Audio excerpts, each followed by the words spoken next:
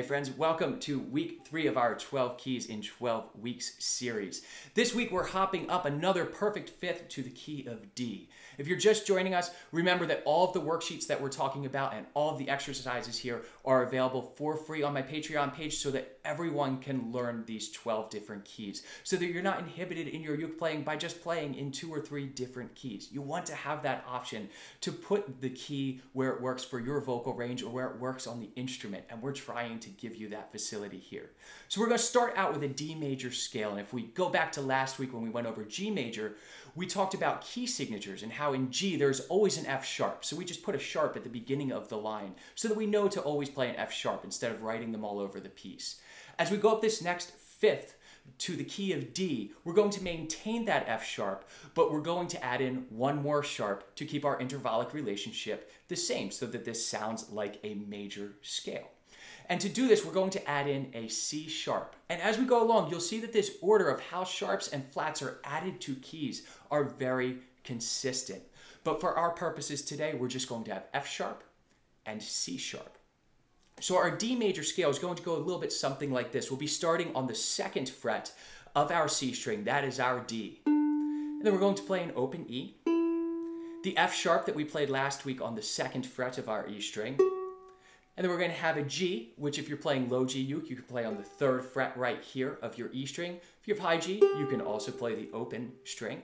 It's up to you, whatever works better. Then we have an open A. And then we have a B on the 2nd fret of our A string. And now we already know where a C is on the 3rd fret of our A string, and we want to make that a C sharp. So all that we need to do is simply move it up 1 fret. So it's going to be on the 4th fret of our A string is our C sharp, and we'll resolve that to D on the 5th fret of our A string. So our D major scale is going to sound a little bit something like this.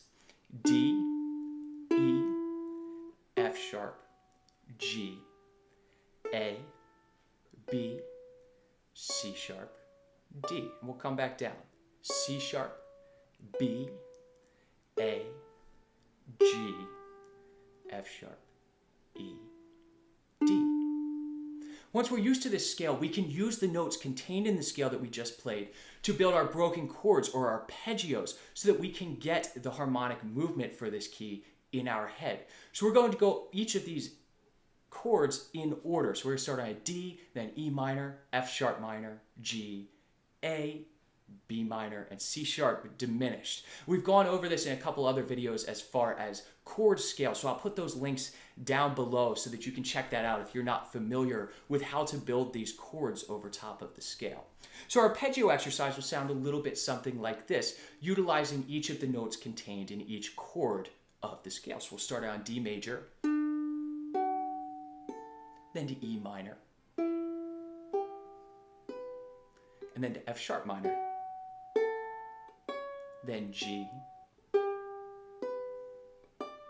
then A, to B minor,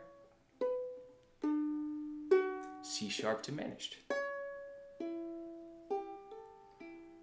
And that gets us right back to our D.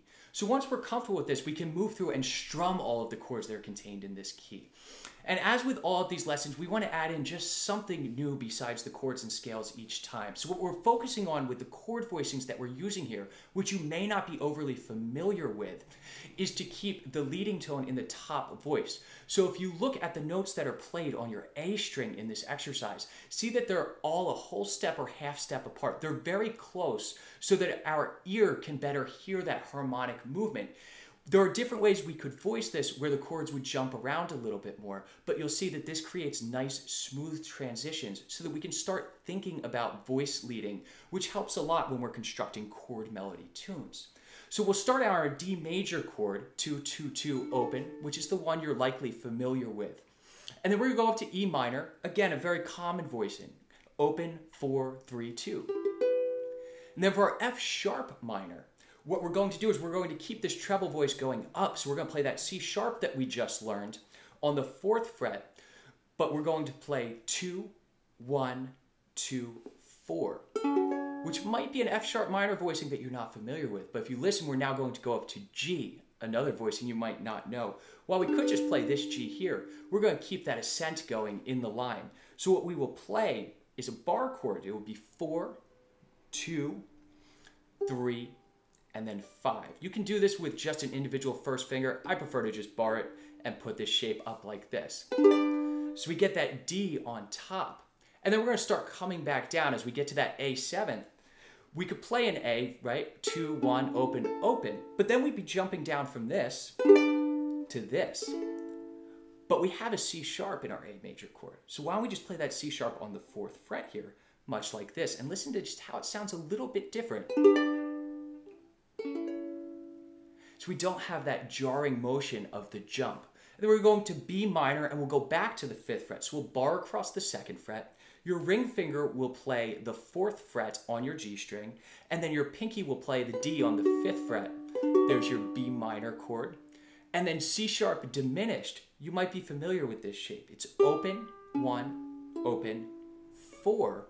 This almost sounds like an A7th chord. And you'll note that as we did last week, our 7th scale degree diminished chord can many times be used as a substitution in lieu of using our dominant or 5 chord, because they are very similar tonally, only 1 note difference, or exactly the same if we're adding in the dominant 7th. So we can play this as open, 1, open, 4, and then we'll resolve up to a D major chord, which will be barred across the 2nd fret, and then our pinky on the 5th fret on the D. So we'll get this nice movement. So the whole exercise slowly will sound a little bit something like this. We'll have D, E minor. See our voices walking up, and then we'll go to F sharp, minor, and then our G. And then we're coming back down to that A, and then back up to the B minor, and then our C sharp diminished, which resolves very nicely right back to our D. So get used to strumming through these voices and trying these new voicings that might be a little bit awkward for you, but it's important to have the options available to you to make the song sound the best as it absolutely can. This week, as always, we're doing one short little song. We're adding in one more chord this time, so it's going to be a 4-chord song this time, and it's going to be the song Blue Moon, a great old standard that was a huge hit for Elvis. So if you go hop over to my Patreon, just download the free worksheet. All of these exercises are on there, as well as a simple arrangement of Blue Moon for you to strum through. I'll see y'all next week.